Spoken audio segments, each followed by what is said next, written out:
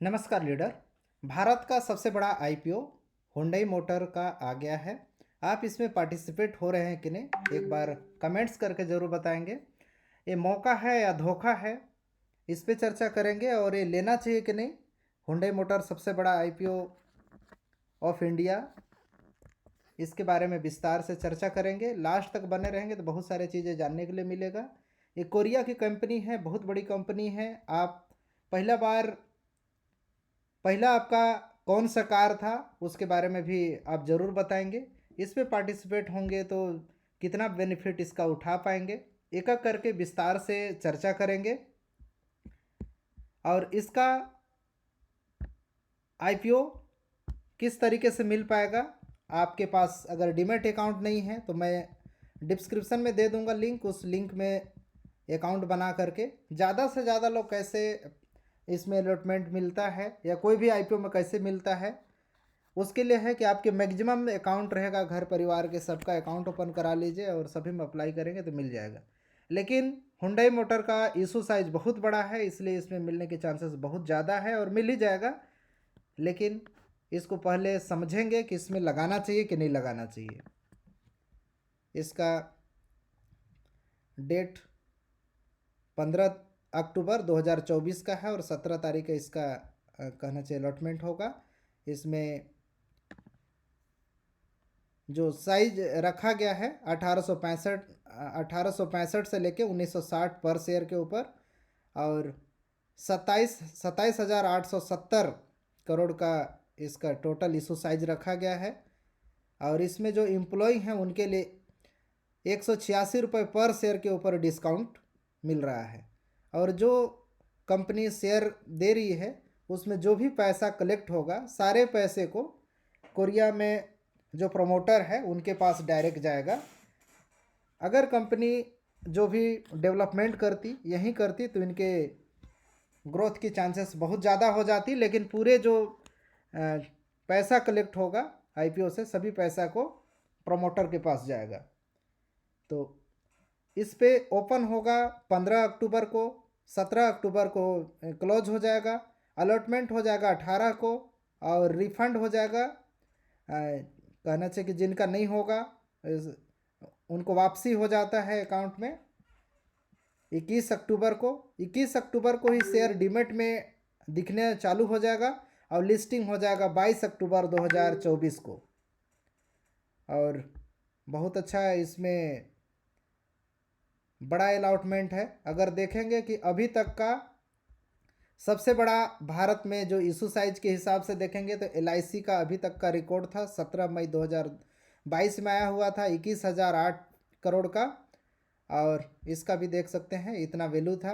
Paytm का इसी तरीके से आया था 18,030 करोड़ का, 2150 रुपये पे आया था। इसी तरीके से कोल इंडिया का आया था, रिलायंस पावर का आया था। जितना भी टॉप 10 आप देख रहे हैं, टॉप टिप कंपनियां उतना ग्रोथ नहीं देती हैं। ऐसे बहुत बड़ी कंपनी होती हैं लॉस के, और वो अप डाउन के चांसेस बहुत ज़्यादा उस तरीके से डर नहीं रहता है, लेकिन ग्रोथ के चांसेस कम रहते हैं। अगर हुंडई मोटर देखा जाए तो अगर टॉप कंपनियों के लिस्ट में तो दूसरे नंबर में आता है, पहला मारुति सुजुकी, दूसरा में हुंडई मोटर। तो इस तरीके से अगर देखा जाए तो बहुत बड़ी कंपनी है और इसका ग्रोथ के चांसेस बहुत ज़्यादा है, लेकिन उतना ज़्यादा ग्रोथ नहीं होगा जितना होना चाहिए। अगर 5 से 10 साल का अगर आंकड़ा आप निकालेंगे तो उस तरीके से आने वाले समय हाइब्रिड का होगा, इलेक्ट्रिक गाड़ियों का होगा, एथेनॉल का होगा, स्काईवे ट्रांसपोर्ट का होगा। और इस स्काईवे ट्रांसपोर्ट आने वाले समय में बहुत ज़्यादा ग्रोथ देखने को मिल सकता है।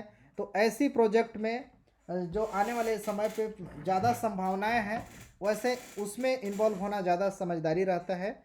तो ज़्यादा अच्छा रहेगा कि अगर इसका जिस तरीके से इसका इशू साइज है उस हिसाब से रेट बहुत ज़्यादा है, और कहीं ना कहीं उतना ज़्यादा ग्रोथ के चांसेस नहीं है। अगर टाटा कंपनी का अगर देखा जाए तो इसकी संभावनाएं बहुत ज़्यादा है, इसलिए क्योंकि आने वाले समय पे ये बिल्कुल उस दिशा पे काम कर रहा है इलेक्ट्रिक में काम कर रहा है, हाइब्रिड पे काम कर रहा है, नए नए डेवलपमेंट कर रहा है। कहीं ना कहीं हुंडई मोटर से भी आगे कंपनी जा सकती है। ऑलरेडी लगभग 10 गुना से ऊपर का जो 2021-22 में यहाँ पे कोविड काल के अंदर में अगर इन्वेस्ट किया होगा तो कम से कम 10 गुना दे चुका है। फिर भी और चांसेस है कि यहाँ तो इसी रेंज में अगर हुंडई मोटर का भी आया होता तो ज़्यादा चांसेस रहता ग्रोथ के, और आप इसमें इन्वॉल्व होते तो ज़्यादा बेनिफिट मिलता। लेकिन फ्रेश आप लगाना चाह रहे हैं आईपीओ में, तो मेरे ख्याल से मैं इस पे इन्वॉल्व नहीं हो रहा हूँ, यानी आईपीओ में नहीं लगा रहा हूँ। आने वाले समय में जब लिस्ट होगा इसकी तमाम चीज़ों को देख करके, कितना कहना चाहिए कि डिविडेंड अलाउंस कर रहे हैं और बहुत सारे चीज़ों को ध्यान में देख करके इसके बाद इसमें इन्वॉल्व हो सकते हैं, यानी हुंडई मोटर में। लेकिन डायरेक्टली अभी आईपीओ में मैं नहीं लगा रहा हूँ। आपका क्या राय है, एक बार ज़रूर आप बताएंगे। तो एक तरह से बोल सकते हैं कि बहुत बड़ा जो कंपनी रहता है उतना ज़्यादा ग्रोथ के चांसेस थोड़ा सा कम ही रहता है। बहुत सारे और भी आईपीओ हैं जहाँ से बहुत बड़ा अपॉर्चुनिटी है, बहुत सारा बेनिफिट उठा सकते हैं, तो वैसे आईपीओ में लगाना ज़्यादा सही रहेगा।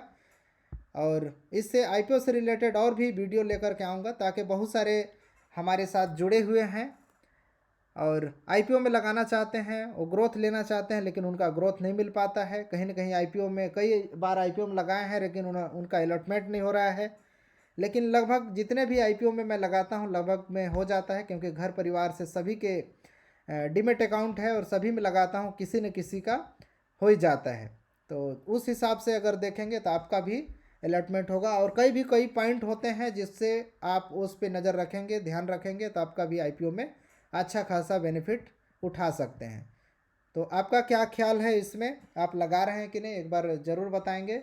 मेरे ख्याल से ज़्यादा अच्छा रहेगा, इसको अवॉइड करेंगे। आने वाले समय पे जब उसका ग्रोथ देखेंगे, या तो फिर ऑलरेडी अगर कम में लिस्टिंग होता है, उतना ज़्यादा ऊंचाई पे नहीं लिस्ट होता है, तो बाद में इस पर थोड़ा बहुत इन्वॉल्व कर सकते हैं। और भी बहुत सारे आईपीओ आ रहे हैं जिसका अपडेट बीच बीच में मैं लेकर के आऊँगा। आई होप ये जानकारी आप सभी को बहुत अच्छा लगा होगा। आप सभी को बहुत बहुत धन्यवाद। जय हिंद, जय भारत।